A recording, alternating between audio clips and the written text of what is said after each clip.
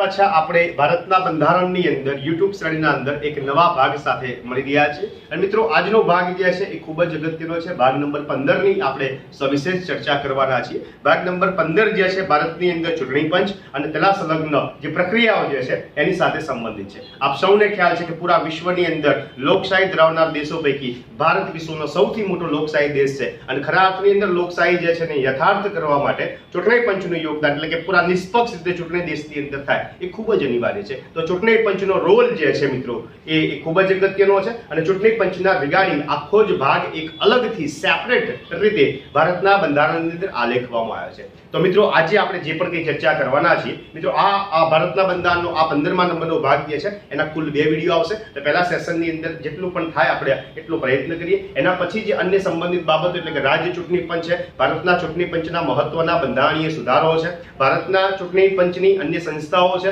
વગેરે જે પણ કંઈ છે, ચૂંટણી સંબંધિત જે પણ કંઈ અધિનિયમો છે, ઉપરાંત ઈવીએમ છે, વીવીપીએટી છે અને નોટા વગેરે સુપ્રીમ કોર્ટના ચુકાદાને આધીન જે નોટાનું બટન આપણને પ્રાપ્ત થયું છે એટલે કે રાઇટ ટુ રિજેક્ટ જે છે નકારવાનો અધિકાર છે એ આપણે સેકન્ડ લેક્ચરની અંદર જોઈશું। મતલબ ભાગ નંબર 15 નો પહેલો જે પાર્ટ જે છે એનો આપણે અભ્યાસ કરવા જઈ રહ્યા છીએ। તો મિત્રો આજે આપણે અભ્યાસ કરવા જઈ રહ્યા છીએ ભારતના બંધારણની અંદર મિત્રો ભાગ નંબર 15 અને ભાગ નંબર 15 નું નામ શું છે યાદ રાખો તો ચૂંટણીઓ સંબંધિત મહત્વની જોગવાઈ અને ભારતનું ચૂંટણી પંચ। તો સિમ્પલ એક પ્રશ્ન પૂછે કે ચૂંટણી સંબંધિત જોગવાઈઓ કયા ભાગની અંદર છે અથવા તો ચૂંટણી પંચનો ઉલ્લેખ કયા ભાગની અંદર છે તો ભાગ નંબર 15 ની અંદર છે। અને મિત્રો એના સંલગ્ન જે પણ કે અનુચ્છેદો છે અનુચ્છેદ 324 થી લઈ અને 329 સુધીની જોગવાઈ કરવામાં આવી છે। તો સ્ટેપ બાય સ્ટેપ મિત્રો આપણે ચૂંટણી પંચ જે છે એને ઉકેલવાનો પ્રયત્ન કરીએ। કેવા કેવા ક્વેશ્ચન નીકળશે એની આપણે ચર્ચા કરીએ। મિત્રો પહેલો જ પોઈન્ટ અહીંયા લખ્યો છે ભારતીય ચૂંટણી પંચ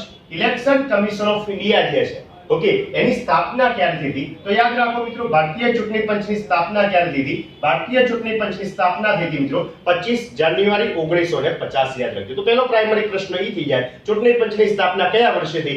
1950 ની અંદર કઈ તારીખે થઈ? 25 જાન્યુઆરી। તો ભારતીય ચૂંટણી પંચની સ્થાપના થશે 25 જાન્યુઆરી 1950। હવે જુઓ મિત્રો અહીંયા ભારતીય ચૂંટણી પંચ ઇલેક્શન કમિશન ઓફ ઇન્ડિયા જે છે એની સ્થાપના ક્યારે થઈ? 25 જાન્યુઆરી 1950। એના હું બે ભાગ પાડી દઉં। એક ભાગ થઈ ગયો 25 જાન્યુઆરી અને બીજો કયો ભાગ થઈ ગયો 1950। એના સંબંધિત આપણે વળી પાછા નવા બે પ્રશ્નો જોવા છે। તો યાદ રાખો મિત્રો ચૂંટણી પંચની સ્થાપના 25 જાન્યુઆરી 1950 અને એનો જે સ્થાપના દિવસ છે એટલે કયો 25 જાન્યુઆરી આપણે દેશની અંદર રાષ્ટ્રીય મતદાતા દિવસ અથવા તો રાષ્ટ્રીય મતદાર દિવસ તરીકે ઉજવીએ છીએ। તો નેશનલ વોટર ડે એટલે 25 જાન્યુઆરી અને નેશનલ વોટર ડે એ જ ભારતીય ચૂંટણી પંચનો પણ સ્થાપના દિવસ છે। અચ્છા વધ્યો કયો ભાગ 1950 જેનું સ્થાપના વર્ષ યાદ રાખો। ભારતીય ચૂંટણી પંચનો ટોલ ફ્રી નંબર કયો છે તો મિત્રો ભારતીય ચૂંટણી પંચ જે છે ઇલેક્શન કમિશન ઓફ ઇન્ડિયા જે છે એનો ટોલ ફ્રી નંબર છે 1950 જે હકીકતની અંદરનું સ્થાપના વર્ષ છે। તો બેઝિક બે વસ્તુનો આપણને ખ્યાલ આવે કે ભારતીય ચૂંટણી પંચની સ્થાપના ક્યારે થઈ? 25 જાન્યુઆરી 1950। 25 જાન્યુઆરી કયો દિવસ કરી દીધો? રાષ્ટ્રીય મતદાતા દિવસ થઈ ગયો।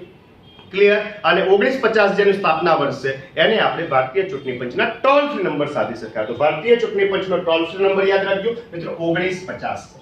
ત્યાર પછી આપણે જોઈએ તો ચૂંટણી પંચ જે છે ઓકે એક કેવા પ્રકારની સંસ્થા છે તો પેલો પોઈન્ટ લખ્યો છે અખિલ ભારતીય સંસ્થા છે। ચૂંટણી પંચ જે છે એ અખિલ ભારતીય સંસ્થા છે। મિત્રો અખિલ ભારતીય સંસ્થાનો મતલબ શું થશે કે એ સંસ્થા સમગ્ર ભારતના પ્રદેશની અંદર અથવા તો સંઘની અંદર સમાન રૂપે કાર્ય કરતી હશે। એટલે બીજી ભાષામાં કહો, બીજા શબ્દોમાં કહો, બીજા અર્થમાં કહો તો કે કેવું થાય? અખિલ ભારતીય સંસ્થાનો મતલબ એવો થાય કે તે કેન્દ્ર અને રાજ્ય જે છે બંનેને માટે સમાન રૂપથી કાર્ય કરશે।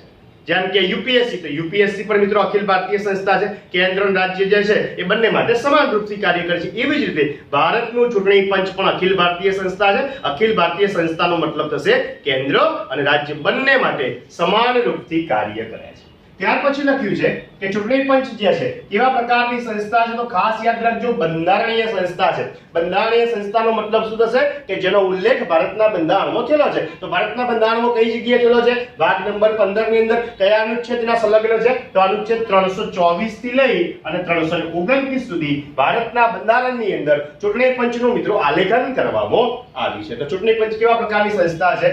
બંધારણીય સંસ્થા છે યાદ રાખજો। બંધારણીય સંસ્થા છે સાથે અહીંયા લખ્યું છે ચૂંટણી પોઈન્ટની અંદર સ્વતંત્ર સંસ્થા છે, મતલબ કે એના કાર્યક્ષેત્રની અંદર એટલે કે એની અંદર અનુચ્છેદ 324 થી 329 સુધી જે પણ કે આલેખન કરવામાં આવ્યું, જે પણ કે જોગવાઈ કરવામાં આવી, એ બધાય માટે નિર્ણય લેવા માટેની શક્તિઓ માટે, એના કાર્યો માટે અને એની અંદર જે પણ કે એની ફરજો બતાવવામાં આવી છે એના સંબંધિત એ સ્વતંત્ર છે. તો ખાસ યાદ રાખજો કે ભાઈ ભારતનું ચૂંટણી પંચ બંધારણીય સ્વતંત્ર સંસ્થા છે. તો સ્વતંત્ર સંસ્થા છે, કોઈના નેજા હેઠળ કાર્ય નથી કરતી, એનું પોતાનું અલગથી એક ટાસ્ક છે, અલગથી એક ભાગ છે, એની અંદર જે પણ કે જોગવાઈ છે એ કરવા માટે બિલકુલ ફૂલ્લી એને ફ્રીડમ આપવામાં આવી છે. ત્યાર પછી જોઈએ આ ઉપરાંત ચૂંટણી પંચને દીવાની ન્યાયાલયની શક્તિઓ પણ આપવામાં આવી છે. એટલે કે ચૂંટણીના સંબંધિત આપણે પાછળ જેમ જેમ યુ ખ્યાલ આવશે કે કોઈ પણ ચૂંટણી પંચના રિગાર્ડિંગ અથવા તો ચૂંટણી સંબંધિત કોઈ પણ ક્વેરી કન્ફ્યુઝન થાય તો એનો ન્યાય આપવા માટે પોતે સક્ષમ છે. મતલબ કે ન્યાયાલયની અંદર જવું નથી પડતું. હા, એકાદ બે અપવાદ પોઈન્ટ આવશે કે એની અંદર તમે સુપ્રીમ કોર્ટની અંદર પડકારી શકશો. બાકી ઓલમોસ્ટ ચૂંટણી સંબંધિત જે પણ કે વિવાદો થાય ઓકે એ ઉકેલવા માટે ચૂંટણી પંચ પોતે સક્ષમ છે. એટલા માટે અહીંયા લખ્યું છે કે ચૂંટણી પંચને દીવાની ન્યાયાલયની શક્તિ પણ પ્રદાન કરવામાં આવી છે. તો 3 પોઈન્ટ વળી પાછા કયા હતા? એક તો અખિલ ભારતીય સંસ્થા, મતલબ કેન્દ્ર અને રાજ્ય બંને માટે સમાન એકરૂપતા સાથે કાર્ય કરશે. બીજા નંબરનો પોઈન્ટ કયો છે? સ્વતંત્ર બંધારણીય સંસ્થા છે, બંધારણમાં એનું સ્થાન છે. અને ત્રીજા નંબરનો પોઈન્ટ એ છે કે એને જે પણ કંઈ બંધારણની અંદર ઉલ્લેખ કરવામાં કાર્યશક્તિ અધિકાર ક્ષેત્રની જોગવાઈ કરવામાં આવી છે એના સંબંધિત કોઈ પણ ક્વેરી કન્ફ્યુઝન હોય તો દીવાની ન્યાયાલય તરીકે પણ એ કાર્ય કરી શકે છે. ત્યાર પછી મિત્રો આપણે જોવું છે ચૂંટણી પંચનું સ્ટ્રક્ચર શું છે. ખાસ વસ્તુ સમજો, આની અંદરથી ઘણા બધા ક્વેશ્ચન નીકળે છે. ચૂંટણી પંચ જે છે એનું સ્ટ્રક્ચર શું છે, એની સંરચના શું છે, એનું માળખું શું છે. તો વર્તમાનની વાત કરીએ તો વર્તમાનની અંદર ભારતનું ચૂંટણી પંચ 3 સભ્યોનું અસ્તિત્વ ધરાવે છે, મતલબ કે બહુ સભ્યવાળું માળખું ધરાવે છે, જે શરૂઆતની અંદર એક સભ્યવાળું હતું. તો વર્તમાનની વાત કરીએ, હાલ પૂરતી વર્તમાનની વાત કરીએ તો વર્તમાનની અંદર ચૂંટણી પંચ 3 સભ્યોનું એટલે કે બહુ સભ્યવાળું માળખું પદ ધરાવે છે ચૂંટણી પંચ, જેની અંદર એક મુખ્ય ચૂંટણી કમિશનર, અહીંયા લખ્યું છે એક મુખ્ય ચૂંટણી કમિશનર અને 2 અન્ય ચૂંટણી કમિશનર હોય છે. આ સાથે 3 સભ્યોનું વર્તમાનની અંદર મિત્રો તે માળખું ધરાવે છે.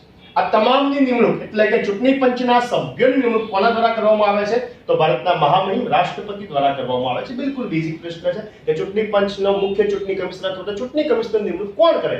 ભારતનો રાષ્ટ્રપતિ કરશે મિત્રો. ત્યાર પછી આપણે જોઈએ ભારતના બંધારણમાં ચૂંટણી પંચના સભ્ય વિશે કોઈ વિશેષ ઉલ્લેખ નથી. એ પોઈન્ટ ખાસ યાદ રાખજો. વર્તમાનની અંદર ચોક્કસ મિત્રો ભારતનું ચૂંટણી પંચ 3 સભ્યોનું બનેલું છે, પણ ભારતના બંધારણની અંદર ચૂંટણી પંચના કેટલા સભ્યો હોવા જોઈએ એ માળખાની અંદર કોઈ ઉલ્લેખ છે નહીં. એક એક સ્ટેપ બાય સ્ટેપ સમજતા જઈશું અને પછી એમાંથી આપણે ક્વેશ્ચન પણ બનાવતા જઈશું. તો વર્તમાનની અંદર 3 સભ્યોનું માળખું છે, પણ મૂળ બંધારણની અંદર અથવા તો ભારતના વર્તમાન બંધારણની અંદર ચૂંટણી પંચના કેટલા સભ્યો છે એના વિશે કોઈ સ્પષ્ટ જોગવાઈ કરવામાં આવી નથી.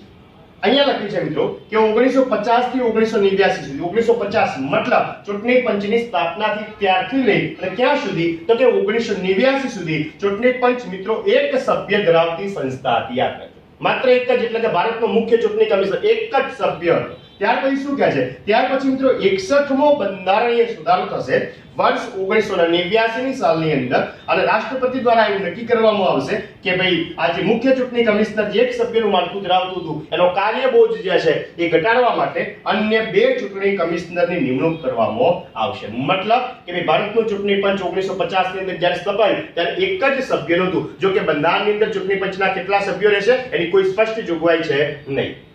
તો 1950 થી લઈ 1989 સુધી ચૂંટણી પંચ એક જ સભ્યનું હતું. ત્યારબાદ શું થયું? તો 61મો બંધારણીય સુધારો 1989 સાલની અંદર રાષ્ટ્રપતિ દ્વારા મુખ્ય ચૂંટણી કમિશનર જે એક જ સભ્યનું કાર્યબોજ ઘટાડવા માટે 2 અન્ય ચૂંટણી કમિશનરની નિમણૂક કરવામાં આવી. એટલે એનો મતલબ એ થશે કે ભાઈ પ્રથમ વખત ભારતનું ચૂંટણી પંચ બહુ સભ્યવાળી સંસ્થા તરીકે કાર્યરત છે. કે ઇમ્પોર્ટન્ટ ક્વેશ્ચન બની શકે કે ભારતનું ચૂંટણી પંચ વર્તમાનમાં 3 સભ્યોનું માળખું ધરાવે છે. That's correct. શરૂઆતની અંદર એક સભ્યનું માળખું ધરાવતી સંસ્થા હતી, જે વર્તમાનમાં બહુ સભ્યવાળી માળખી સૌપ્રથમ ક્યારે થઈ? બહુ સભ્યવાળું માળખું સૌપ્રથમ ક્યારે થયું? તો ખાસ યાદ રાખો 1989 સાલની અંદર આ જે એક સભ્યનું માળખું હતું મિત્રો એ કન્વર્ટ થઈ અને બહુ સભ્યવાળું એટલે કે 3 સભ્યવાળું માળખામાં કાર્યરત થઈ જશે. મિત્રો બંધારણની અંદર કહેવામાં આવ્યું કે ભાઈ કોઈ સ્પષ્ટ ઉલ્લેખ નથી ના સભ્યો વિશે, એટલે કોર્ટ મેટર થઈ અને કોર્ટ મેટર થઈ એટલે વળી પાછું 1990 સાલની અંદર અન્ય 2 ચૂંટણી કમિશનર હતા એના પદ જે છે એ સમાપ્ત કરી દેવામાં આવ્યા, રદ કરી દેવામાં. મતલબ એ થાય કે 1990 સાલમાં વળી પાછા ચૂંટણી પંચ એક સભ્યનું થઈ જાય. ત્યારબાદ આપણે જોઈએ 1993 સાલની અંદર ફરીથી 3 સભ્યોનું કરી દેવામાં આવી, મતલબ 2 અન્ય ચૂંટણી કમિશનર છે અને નિમણૂક કરવામાં આવી અને એ પદ્ધતિ એ પેટર્ન જે છે એ વર્તમાન સુધી ચાલુ છે. વર્તમાન સુધી ચાલુ છે મતલબ કે વર્તમાનની અંદર કેટલા સભ્યો છે તો 3 સભ્યો છે. તો ખાસ યાદ રાખજો વર્તમાન ચૂંટણી પંચનું માળખું 3 સભ્યોનું છે. 3 સભ્યોનું માળખું આવું સ્ટ્રક્ચર ધરાવે છે અને ક્યારથી એપ્લિકેબલ છે, ક્યારથી અમલ છે, મોસ્ટ ઇમ્પોર્ટન્ટ ક્વેશ્ચન. તો સિન્સ 1993 1993 થી 3 સભ્યોનું માળખું ધરાવતું ચૂંટણી પંચ આજની તારીખના અંદર અસ્તિત્વ ધરાવે છે. હવે મિત્રો આના સંબંધિત પ્રશ્ન પેટા એક સિંગલ ક્વેશ્ચન નીકળે એ તો આપણે જોઈ ગયા, પણ બલ્કની અંદર ક્વેશ્ચન નીકળતો કે આવો પ્રશ્ન પૂછી શકે કે ભાઈ ભારતના ચૂંટણી પંચના સભ્યોની દ્રષ્ટિએ અથવા તો ભારતના ચૂંટણી પંચના સંરચનાની દ્રષ્ટિએ કયા વિધાનો સાચા છે અથવા તો કયા વિધાનો ખોટા છે. પહેલો જ પોઈન્ટ એની અંદર મૂકે કે ભારતના બંધારણમાં ચૂંટણી પંચના સભ્યો વિશે કોઈ સ્પષ્ટ ઉલ્લેખ નથી. બરાબર છે. ભારતનું ચૂંટણી પંચ શરૂઆતની અંદર એક સભ્યનું માળખું ધરાવતું હતું. બરાબર છે. ભારતનું ચૂંટણી પંચ વર્તમાનની અંદર 3 સભ્યોનું માળખું ધરાવે છે. બરાબર. વર્તમાનમાં 3 સભ્યોનું માળખું ધરાવનારી પદ્ધતિ વર્ષ 1992 થી અસ્તિત્વમાં છે. તો એ વિધાન ખોટું. ક્યારથી અસ્તિત્વમાં છે તો 1993 થી અસ્તિત્વમાં છે. તંત્ર બેઝિક વસ્તુ સમજ્યા. 3 પોઈન્ટ. ચૂંટણી પંચ શરૂઆતની અંદર એક જ સભ્યનું હતું. ક્યાંથી લઈ ક્યાં સુધી? 1950 થી લઈ અને 1989 સુધી. 89 ના અંદર સૌપ્રથમ વખત બહુ સભ્ય વાળું માળખું કર્યું. ઓકે, 3 સભ્યો જે 1990 ના અંદર વળી પાછા હટાવી દેવામાં આવ્યા 2 અન્ય ચૂંટણી કમિશનરને અને 1993 સાલની અંદર વર્તમાન ચૂંટણી પંચ 3 સભ્યોનું અસ્તિત્વ ધરાવે છે. મિત્રો આ 3 સભ્યોનું અસ્તિત્વ ધરાવે છે એ કાયમ માટે એના અનુસંધાને 1995 સાલની અંદર જોજો એના 2 વર્ષ પછી 1995 સાલની અંદર માનનીય જે સુપ્રીમ કોર્ટ જે છે એને શું કીધું? સુપ્રીમ કોર્ટે એવું કીધું કે ચૂંટણી પંચ જે છે એનું બહુ સભ્યવાળું માળખું જે છે એને એપ્રુવલ કર્યું, એને મંજૂર કર્યું. તો આપણે એક અગત્યનો પ્રશ્ન બની શકે છે કે સુપ્રીમ કોર્ટે ચૂંટણી પંચના 3 સભ્યોનું વર્તમાન માળખું છે એને ક્યારે મંજૂરી આપી? તો ખાસ યાદ રાખજો એને 1995 સાલની અંદર મિત્રો મંજૂરી આપી. ત્યારબાદ એમને એમ પણ કીધું કે 3 સભ્યો જે છે એની અંદર એનો અધ્યક્ષ ભારતનો મુખ્ય ચૂંટણી કમિશનર રહેશે તથા મુખ્ય ચૂંટણી કમિશનરનો એને અધ્યક્ષ તરીકે સ્વીકાર કર્યો. અચ્છા, કન્ફ્યુઝિંગ પોઈન્ટ એ છે અધ્યક્ષ તરીકે સ્વીકાર. સુપ્રીમ કોર્ટે શું કીધું? 1995 સાલની અંદર સુપ્રીમ કોર્ટે કીધું કે બહુ સભ્યવાળું વર્તમાનમાં જે 3 સભ્યોનું માળખું ધરાવે છે 3 સભ્યોનું જે માળખું ધરાવે છે ઓકે એ બરાબર છે અને એમાં મુખ્ય ચૂંટણી કમિશનર જે છે એ ચૂંટણી પંચનો અધ્યક્ષ રહેશે. તદુપરાંત તેને શું કીધું? તદુપરાંત તેને એવું કીધું પરંતુ તેમનો હોદ્દો ખાસ જોજો, પરંતુ તેમનો હોદ્દો એટલે કે ચૂંટણી પંચના સભ્યનો હોદ્દો જે છે એ ન્યાયાલયના ન્યાયાધીશની સમાન ગણવાનો શું કર્યો? ઇનકાર કર્યો. એમને કીધું કે ચૂંટણી પંચની અંદર 3 સભ્યોનું માળખું થઈ ગયું, મુખ્ય ચૂંટણી કમિશનર આવી ગયો, 2 અન્ય ચૂંટણી કમિશનર આવી ગયા. સુપ્રીમ કોર્ટે વૈધાનિક રીતે ઓથેન્ટિક રીતે માન્યતા આપી દીધી 1995 સાલમાં. પણ એમને એવું કીધું, શું કીધું કે ભારતીય ચૂંટણી પંચ જે છે એમનો હોદ્દો સુપ્રીમ કોર્ટના મુખ્ય ન્યાયાધીશ બરાબર ગણવો નહીં. તદુપરાંત તેમના પગાર ભથ્થા અને પગાર ભથ્થા તેમજ વિશેષ સવલતો જે આપવામાં આવે છે એ સુપ્રીમ કોર્ટના મુખ્ય ન્યાયમૂર્તિની સમાન જ રહેશે. એટલે આમ જોવા જઈએ તો એવું કહી શકાય કે ભાઈ સુપ્રીમ કોર્ટનો મુખ્ય ન્યાયમૂર્તિ અને ભારતનું મુખ્ય ચૂંટણી કમિશનર અને એના સભ્યો જે છે બધા ઇક્વલી છે. શેના બેઝ ઉપર? તેમને મળતી સવલતો ઉપર, તેમને મળતા પગાર અને ભથ્થાના બેઝ ઉપર. પરંતુ સુપ્રીમ કોર્ટના સ્ટેટમેન્ટના આધીન 1995 ના અંદર જે સ્ટેટમેન્ટ આપ્યું એમાં કહી શકાય સુપ્રીમ કોર્ટના મુખ્ય ન્યાયમૂર્તિ બરાબર ભારતના ચૂંટણી પંચનો મુખ્ય કમિશનર રહેશે નહીં. જો કે એમને મળતા તમામ લાભો જે છે એ બંનેને સમકક્ષ રહેશે. ત્યારબાદ જોઈએ મિત્રો આપણે ભારતીય ચૂંટણી પંચ જે છે એના સભ્યોનો કાર્યકાળ શું છે, કેટલા સમય સુધી એ પદ ઉપર રહેશે. તો પહેલો પોઈન્ટ એ છે કે બંધારણની અંદર કોઈ ઉલ્લેખ નથી. ખાસ યાદ રાખજો ભારતના ચૂંટણી પંચના અંદર સભ્યોની સંખ્યા કેટલી રહેશે અને માળખામાં જોઈએ એનો પણ કોઈ ઉલ્લેખ નથી. ભાઈ સભ્યો કેટલા સમય સુધી રહેશે એટલે એનો ટાઈમ પીરિયડ શું છે ઓકે એનો પણ કોઈ ઉલ્લેખ નથી. પહેલો પોઈન્ટ છે કે બંધારણની અંદર એનો કોઈ સ્પષ્ટ જોગવાઈ નથી. સામાન્ય રીતે લખ્યું છે કે જનરલાઇઝ જોવા જઈએ સામાન્ય રીતે 6 વર્ષ અથવા તો 65 વર્ષ જે છે એટલે કે જે તારીખથી એ પદ ઉપર બેઠો હોય તો વધુમાં વધુ 6 વર્ષ અથવા તો ઉંમરની દ્રષ્ટિએ વધુમાં વધુ 65 વર્ષ આ બેમાંથી જે વહેલા પૂરું થાય એ દ્રષ્ટિએનો કાર્યકાળ રહેશે. આ સામાન્ય રીતે. જો કે મૂળ બંધારણની અંદર ચૂંટણી પંચના સભ્યોના કાર્યકાળ વિશે કોઈ સ્પષ્ટ જોગવાઈ નથી. ઉપરાંત તેમના પદ પરથી ત્યારે ઈચ્છે ત્યારે રાજીનામું પણ આપી શકે છે.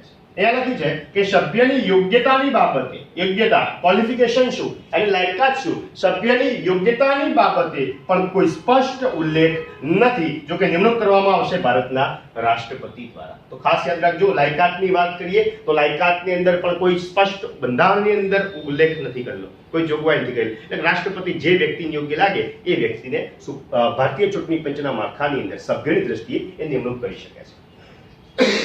ત્યારબાદ મિત્રો જોઈએ ભારતનું ચૂંટણી પંચ જે છે એના સભ્યો જે છે એની હટાવવાની પ્રક્રિયાની વાત કરી છે. ભારતના ચૂંટણી પંચ જે છે એના સભ્યો જે છે એને હટાવવાની વાત કરી છે. લાઇટના રિઝોલ્યુશન્સની અંદર કદાચ ઘટાડો થયો છે મોબાઈલની અંદર, એટલે કારણ કે લાઇટ ગઈ છે, એસી પણ બંધ થઈ ગયા છે, તો ગરમી પણ મને લાગશે, પરંતુ આપણે અટકવાનું નથી, ભલે લાઇટ ગઈ હોય. આ સેશન આપણે આગળ વધારી છે. તમને બિલકુલ આશા રાખું છું કે બોર્ડ ઉપર તમને દેખાતું હશે. મારી ટેકનિકલ ટીમ જોશે, જરા ચેક કરો કે બોર્ડ ઉપર દેખાય છે કે નહીં. કમ્પ્લીટ દેખાય છે? ઓકે. આ તો લાઇટ ગઈ, એનાથી આપણને કોઈ ફરક નથી પડવાનો. ઓકે, તો અહીંયા યાદ રાખો ચૂંટણી પંચના સભ્યોને હટાવવાની પ્રક્રિયા શું છે. ચૂંટણી પંચના સભ્યોને હટાવવાની પ્રક્રિયા, વર્તમાનમાં કેટલા સભ્યો છે? 3 સભ્યો છે. એની અંદર એક મુખ્ય ન્યાયમૂર્તિ છે, 2 અન્ય છે. મતલબ આ બંનેને હટાવવા માટે કંઈક ડિફરન્ટ પ્રોસેસ હશે. એટલે કે મુખ્ય ચૂંટણી કમિશનરને હટાવો તો શું પ્રોસેસ છે અને અન્ય 2 ચૂંટણી કમિશનર હટાવવા એની શું પ્રોસેસ છે? 2 મુદ્દા જોવા પડશે. પહેલા નંબરનો પોઈન્ટ જોઈએ, ચૂંટણી મિત્રો જીપીએસસી આવા પ્રશ્નો સ્ટેટમેન્ટના સ્વરૂપે પૂછ્યા છે. 2 સ્ટેટમેન્ટ લખશે, પછી લખશે કયું સાચું છે, માત્ર એક સાચું છે, માત્ર બીજું સાચું છે, બંને ખોટા છે અથવા તો બંને સાચા છે. ક્લિયર? તો અહીંયા ધ્યાન આપો, ચૂંટણી પંચના સભ્યોને હટાવવાની પ્રક્રિયા જે આપણને ખ્યાલ છે પ્રમાણે 3 સભ્યોનું બનવું છે. તો પહેલા આપણે વાત કરીએ મુખ્ય ચૂંટણી કમિશનર. તો શું લખ્યું છે?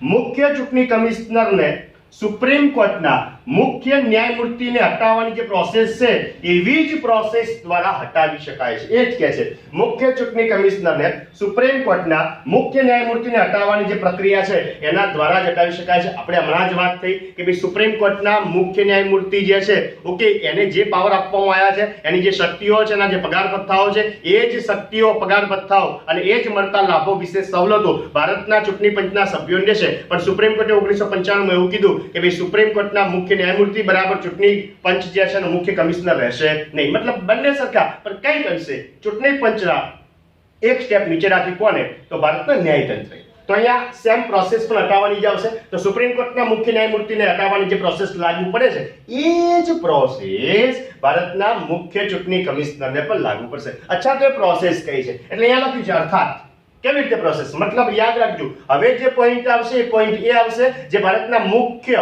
ચૂંટણી કમિશનરને હટાવવા લાગુ પડશે, તદુપરાંત ભારતના મુખ્ય ન્યાયમૂર્તિને હટાવવા પણ લાગુ પડશે. કયો પોઈન્ટ છે? તો કે સંસદના બંને ગૃહોની વિશેષ બહુમતી. યાદ રાખો, સંસદના બંને ગૃહોની વિશેષ બહુમતી એટલે કે લોકસભા અને રાજ્યસભાની અંદર વિશેષ બહુમતી. વિશેષ બહુમતીનો મતલબ થાય છે કે હાજર રહીને મત જે લોકો આપે છે એની 2/3 બહુમતી, એટલે કે 3 માંથી 2 જણા તો કહેતા હોવા જ એક બી હટાવો છે અથવા તો નથી હટાવો, એના બેઝ ઉપર નિર્ણય લેવામાં આવશે. તો ખાસ આ પોઈન્ટ યાદ રાખજો, સંસદના બંને ગૃહો જે છે એની વિશેષ બહુમતી દ્વારા આ બંને પદ ઉપર જે વ્યક્તિઓ બેઠા છે એમને મિત્રો હટાવી શકાય છે. તો વિશેષ બહુમતીનો મતલબ થશે મિત્રો હાજર રહીને મત આપનાર લોકોની 2/3 બહુમતી. ખાસ યાદ રાખજો. એના પછી 2 સભ્યોની વાત કરી ચૂંટણી પંચના. તો શું કહે છે? અન્ય 2 ચૂંટણી કમિશનર જે છે એમને હટાવો હોય, અન્ય 2 ચૂંટણી કમિશનર તથા પ્રાદેશિક ચૂંટણી કમિશનર. પ્રાદેશિક ચૂંટણી કમિશનરનો મતલબ થશે રાજ્યના ચૂંટણી કમિશનર. પેલા ચૂંટણી પંચના 2 ચૂંટણી કમિશનર અને રાજ્યના જે ચૂંટણી કમિશનર જે છે એમને જે છે એ કોણ હટાવી શકે? તો કે રાષ્ટ્રપતિ મુખ્ય ચૂંટણી કમિશનરની સલાહથી હટાવે છે. ખાસ પોઈન્ટ યાદ રાખજો, એને હટાવવાનો પાવર કોને છે? એને હટાવવાનો પાવર મિત્રો રાષ્ટ્રપતિને છે. પણ કોના દ્વારા? કોની સલાહથી, કોના વિચાર વિમર્શથી, કોની ભલામણથી? તો યાદ રાખો મુખ્ય ચૂંટણી કમિશનરની ભલામણથી યાદ રાખો. તો અહીંયા 2 પોઈન્ટ યાદ રાખો. 2 પોઈન્ટ કયા હતા? ચૂંટણી પંચના 3 સભ્યો છે, તો મુખ્ય ચૂંટણી કમિશનર જે છે એને હટાવવા માટે, મુખ્ય ચૂંટણી કમિશનરને હટાવવા માટે શું? સંસદની વિશેષ બહુમતી 2/3. અને અન્ય ચૂંટણી કમિશનર તથા રાજ્યના પ્રાદેશિક ચૂંટણી કમિશનરને હટાવી કોણ શકે? તો કે રાષ્ટ્રપતિ. પણ કોના વિચાર વિમર્શ પછી? તો મુખ્ય ચૂંટણી કમિશનરના વિચાર વિમર્શ પછી આવશે. તો હટાવવાની પ્રોસેસ શું છે એ આપણે સવિસ્તાર અભ્યાસ કરીએ. ત્યારબાદ આપણે જોઈએ મિત્રો, ત્યારબાદ આપણે જોઈએ ચૂંટણી પંચ જે છે, ભારતનું ચૂંટણી પંચ જે છે એના મેઇન ટાસ્ક કયા છે, મુખ્ય કાર્યો કયા છે. તો ચૂંટણી પંચના મિત્રો કાર્યો જોવા છે. બલ્કની અંદર ક્વેશ્ચન એવો બનાવી શકીએ એના રિગાર્ડિંગ કે નીચેના પૈકી કયું ભારતીય ચૂંટણી પંચનું કાર્ય નથી. તો આપણે જોઈએ કે એના કાર્યો શું છે. મિત્રો પહેલા નંબરનું કાર્ય લખશે અહીંયા કે દર 10 વર્ષે, ફ્રીક્વન્સી યાદ રાખજો ખાસ, દર 10 વર્ષે પરિસીમન આયોગની રચના કરે છે. દર 10 વર્ષે પરિસીમન આયોગની રચના કરે છે. હવે પરિસીમન આયોગ શું છે અહીંયા બોર્ડ ઉપર વિશેષ મેં લખી હતી, પરંતુ તમને સમજાવવાનો પ્રયત્ન કરું છું. મિત્રો ચૂંટણી પંચ શું કરે? દર 10 વર્ષે. પહેલો પ્રશ્ન એ થાય દર 10 વર્ષ કેમ કીધું છે? તો મિત્રો આપણી ભારતની જે વસ્તી ગણતરી જે છે એ દર 10 વર્ષે કરવામાં આવે છે. વસ્તી ગણતરી કર્યા પછી જે ડેટા આંકડા પ્રાપ્ત થાય છે એ ચૂંટણી પંચ લે છે અને ત્યાર પછી નક્કી કરે છે કે કોઈ મત વિસ્તાર જે છે એની અંદર ઘટાડો કરવો છે, કારણ કે જનસંખ્યા પ્લસ માઇનસ થઈ હશે, એની અંદર ઘટાડો કરવો છે, વધારો કરવો છે, બેને ભેળવી દેવા છે, એકમાંથી બે કરવા છે વગેરે નક્કી કરશે. અને આની માટે મિત્રો દર 10 વર્ષે જ્યારે ભારતની વસ્તી ગણતરી થાય, જે ડેટા આવે, જે આંકડો આવે, એના પછી ભારતીય ચૂંટણી પંચ દ્વારા પરિસીમન આયોગની રચના કરવામાં આવે છે. ખાસ પ્રશ્ન યાદ રાખજો, પરિસીમન આયોગનો અધ્યક્ષ કોણ હોય છે? તો પરિસીમન આયોગનો અધ્યક્ષ રહેશે મિત્રો ભારતનો મુખ્ય ચૂંટણી કમિશનર. પરિસીમન આયોગ જે છે, પરિસીમન આયોગ જે છે એની રચના કેટલા સમયાંતરે કરવામાં આવે? તો દર 10 વર્ષે કરવામાં આવે છે. ક્યારે કરવામાં આવે? શેના બાદ કરવામાં આવે? તો કે ભારતની વસ્તી ગણતરી થાય એના પછી મિત્રો પરિસીમન આયોગની રચના કરવામાં આવતી હોય છે. અને મેં તમને જેટલું પણ સમજાવ્યું ને, આ 1 મિનિટથી જેટલું સમજાવ્યું ને, એ આખી પ્રોસેસને બંધારણની ભાષાની અંદર જેરીમેન્ડરિંગ કહેવામાં આવ્યું છે. શું કહેવામાં આવ્યું છે? જેરીમેન્ડરિંગ કહેવામાં આવ્યું છે. તો જેરીમેન્ડરિંગ એટલે શું? પ્રશ્ન પૂછાય કે જેરીમેન્ડરિંગ કોની સાથે સંકળાયેલો છે? તો યાદ રાખો ચૂંટણી પંચ સાથે સંકળાયેલો છે. અને જેરીમેન્ડરિંગ એટલે શું? તો કે ભારતની જે જનગણના થાય દર વર્ષે એનો જે ડેટા પ્રાપ્ત થાય ત્યાર પછી ચૂંટણી પંચ દ્વારા એક પરિસીમન આયોગની રચના કરવામાં આવે છે અને એ પરિસીમન આયોગ જે છે પ્લસ માઇનસ સુધારા વિધારા એ મત વિસ્તારની અંદર કરે અને આખી પ્રોસેસ જે છે એને આપણે જેરીમેન્ડરિંગ તરીકે ઓળખીએ છીએ. તો મેન ટાસ્ક થઈ ગયું કે દર 10 વર્ષે પરિસીમન આયોગની રચના કરે. પરિસીમન આયોગનો અધ્યક્ષ કોણ આવશે? તો એનો અધ્યક્ષ યાદ રાખો ભારતનો મુખ્ય ચૂંટણી કમિશનર મિત્રો એનો અધ્યક્ષ રહેશે. ત્યાર પછી આપણે જોઈએ તો કે જન પ્રતિનિધિત્વ અધિનિયમ 1951. ખાસ યાદ રાખજો, જન પ્રતિનિધિત્વ અધિનિયમ 1951. મિત્રો જન પ્રતિનિધિત્વ અધિનિયમ અત્યાર સુધીના બે છે. એક છે 1951 અને ત્યાર પછીના તરતના વર્ષે 1952. પણ ઓલમોસ્ટ ચૂંટણી પંચના સંબંધિત જે પણ ત્યાં નિર્ણયો લેવામાં આવ્યા છે એ જન પ્રતિનિધિત્વ અધિનિયમ 1951 પ્રમાણે લેવામાં આવ્યા છે. તો જ્યાં તમે શબ્દ સાંભળો જન પ્રતિનિધિત્વ અધિનિયમ, ત્યાં તમારો જવાબ આવશે એક આવ્યો તો અધિનિયમ 1951 માં અને બીજો આવ્યો તેના તરત વર્ષે 1952 ની સાલમાં. શું કહે છે? જન પ્રતિનિધિત્વ અધિનિયમ 1951 પ્રમાણે એનું કાર્ય શું છે? તો કે રાષ્ટ્રપતિ, ખાસ યાદ રાખજો, રાષ્ટ્રપતિ, ત્યાર પછી ઉપરાષ્ટ્રપતિ, ત્યાર પછી સંસદના બંને ગૃહો મતલબ લોકસભા અને રાજ્યસભા, ત્યાર પછી રાજ્ય વિધાનમંડળ, રાજ્ય વિધાનમંડળ મતલબ વિધાનસભા અને વિધાન પરિષદ જે છે એની ચૂંટણીઓ જે છે એનું આયોજન કરવું, નિયંત્રણ કરવું, નિર્દેશન આપવો તેમજ મતદાર યાદી જે છે એ નક્કી કરવાનું આ એનું બીજા નંબરનું પ્રમુખ કાર્ય છે. તો યાદ રાખો ભારતીય ચૂંટણી પંચ જોઈ રહ્યા છીએ, રાજ્ય ચૂંટણી પંચની વાત નથી જે આપણે બીજા પાઠની અંદર કરીશું. ઓકે, તો ભારતીય ચૂંટણી પંચ કોની ચૂંટણીઓ કરવા માટે સક્ષમ છે અથવા તો જવાબદાર છે? તો પહેલા નંબરનો પોઈન્ટ દેશનું સર્વોચ્ચ પદ રાષ્ટ્રપતિ.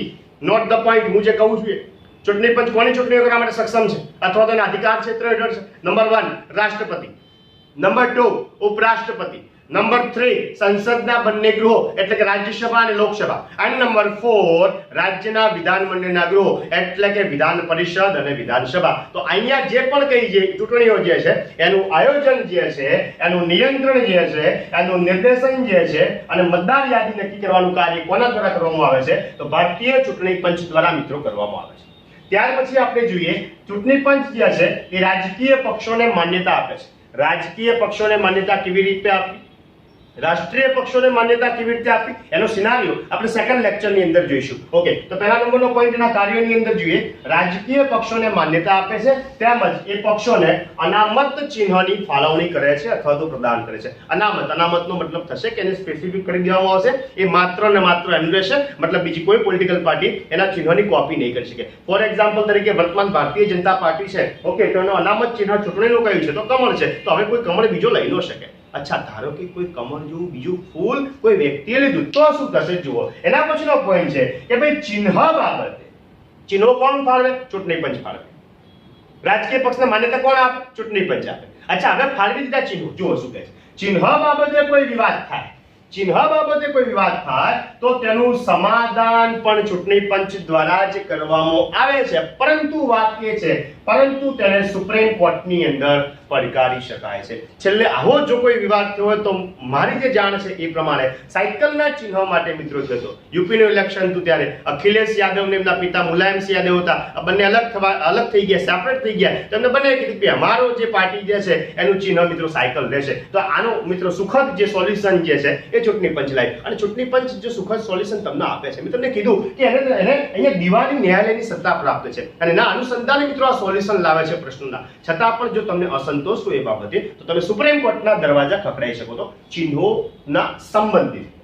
ત્યાર પછી આપણે જોઈએ તો ચૂંટણીઓ માટે સામાન્ય નિયમ બનાવે છે. ખાસ યાદ રાખો, સામાન્ય નિયમ બનાવે છે, એની તારીખો નક્કી કર્યા છે અને એના કાર્યક્રમ સંબંધિત જાહેરનામું જે છે એ બહાર પાડે છે. તદ ઉપરાંત આદર્શ આચાર સંહિતાનો એ અમલ કરાવે છે. પ્રશ્ન એવો પૂછ્યો હોય ચૂંટણી પંચના મુખ્ય કાર્ય નીચેનામાંથી કયા? આ સ્ટેટમેન્ટો હોય કે ચૂંટણી સંબંધિત તારીખો કરે, ઓકે, કાર્યક્રમ સંબંધિત જાહેરનામું બહાર પાડે અને આદર્શ આચાર સંહિતા જે છે એ અમલની અંદર મૂકે. તો એનું મેઇન ટાસ્ક થઈ ગયું. એના પછી જોઈએ સંસદ સભ્યો તથા વિધાન સભ્યોની અયોગ્યતાની બાબતમાં. સંસદ સભ્યો દેશ લેવલે અને વિધાન સભ્યો જે છે ઓકે રાજ્ય લેવલે એ અયોગ્યતાની બાબતની અંદર અનુક્રમે સંસદ સભ્યો હોય તો રાષ્ટ્રપતિ અને વિધાન સભ્યો હોય તો સંબંધિત રાજ્યનો રાજ્યપાલને શું કરે છે?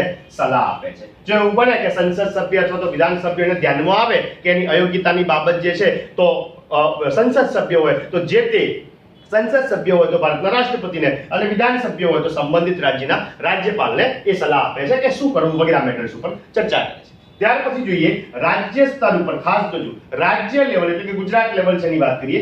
રાજ્ય સ્તર પર પ્રાદેશિક ચૂંટણી પંચ જે છે, પ્રાદેશિક ચૂંટણી પંચ એટલે ટૂંકમાં રાજ્ય ચૂંટણી પંચ જે છે એની સહાયતા માટે મુખ્ય ચૂંટણી અધિકારીની પણ જોગવાઈ કરવામાં આવી છે. ઓકે, મુખ્ય ચૂંટણી કમિશનર એક પોઈન્ટ આવે, હમણાં આપણે જોઈશું, ચર્ચા કરીશું બીજા વિડીયોની અંદર.